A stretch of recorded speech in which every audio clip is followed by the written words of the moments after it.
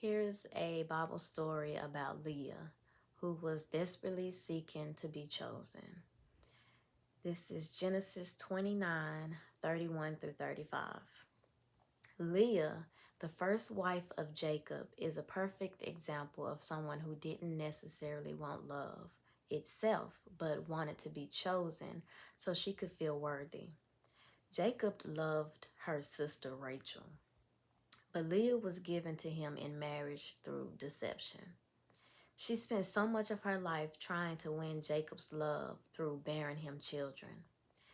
Leah was performing, bearing children in hopes that Jacob would finally choose her. But his love remained with Rachel. It wasn't until later that Leah shifted her focus from Jacob's approval to God's love, naming her fourth son Judah, meaning, "This time I will praise the Lord." Leah, the woman who wanted to be chosen. Here's a little bit of background information about the story. There was a love triangle between Jacob, Rachel, and Leah. Leah's story is found in Genesis 29 and is part of a complicated love triangle involving Jacob, her younger sister Rachel, and their father Laban. I don't know if I'm saying it right, but I don't know if I'm saying half the words in the Bible right as I go through it, so I hope it's Laban. Jacob, the grandson of Abraham, traveled to his uncle Laban's land to find a wife. There, he fell deeply in love with Rachel, Leah's younger and more beautiful sister.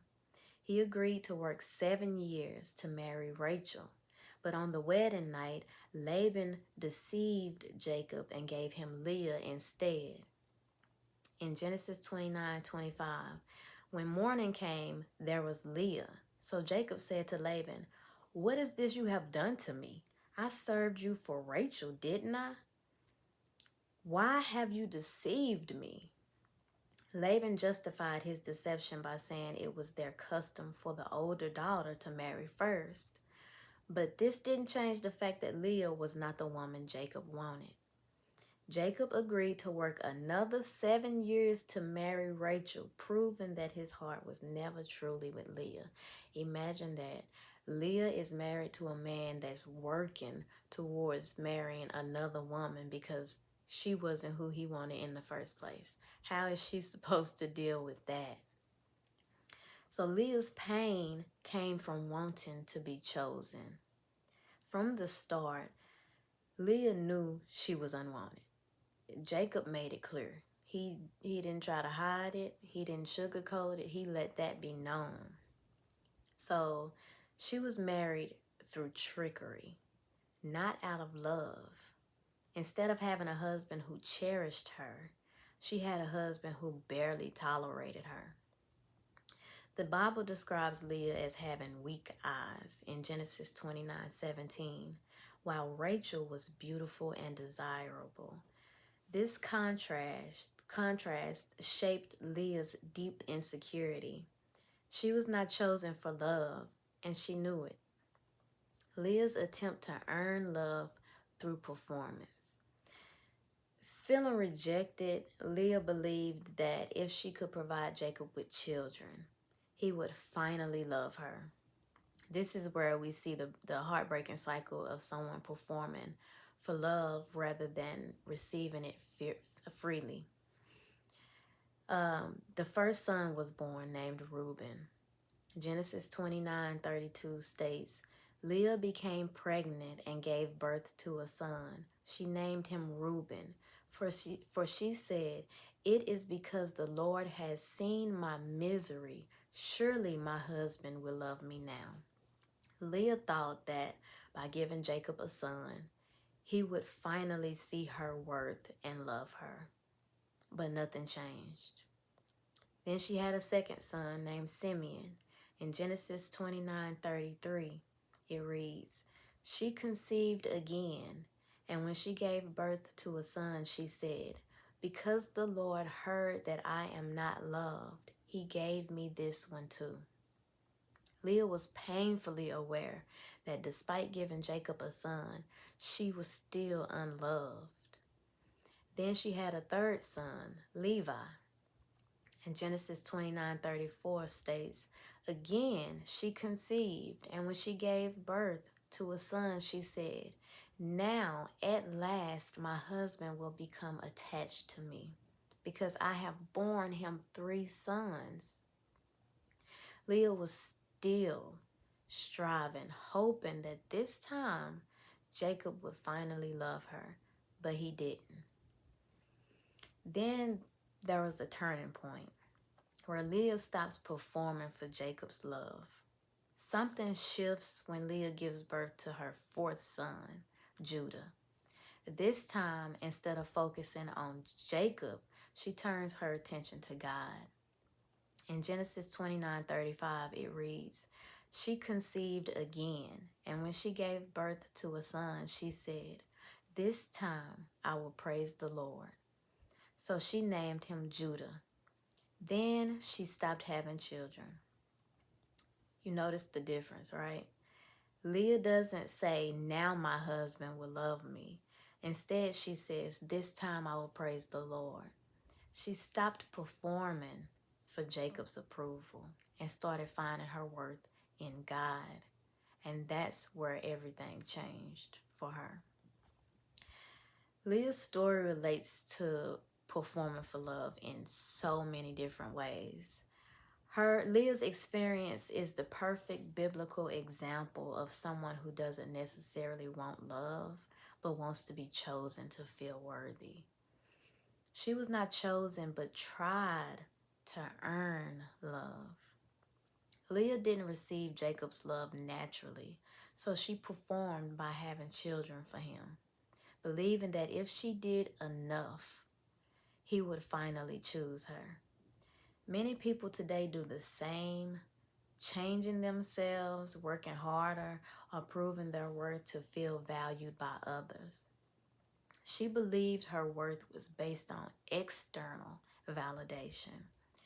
Leah was deeply hurt by the fact that she wasn't Rachel. She believed her worth was tied to Jacob's affection, just as people today tie their worth to whether someone picks them. But true love is not earned through effort. It is freely given. She eventually stopped performing and found peace. Leah's breakthrough came when she stopped trying to earn love and instead started praising God.